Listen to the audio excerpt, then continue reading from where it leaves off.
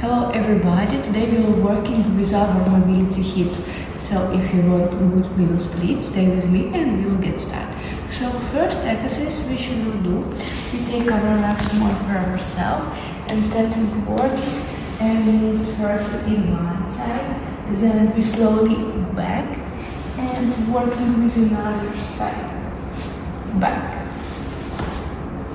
two, back, three, back.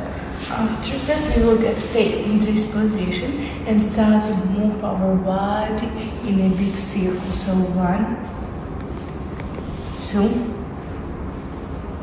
3, 4, 5. Let's change the sides. 1, 2,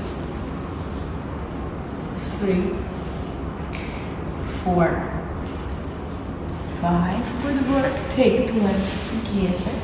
Take your breath. Slowly breathe out and go slowly to down. So 1, 2, 3, 4, 5. So thank you guys so much.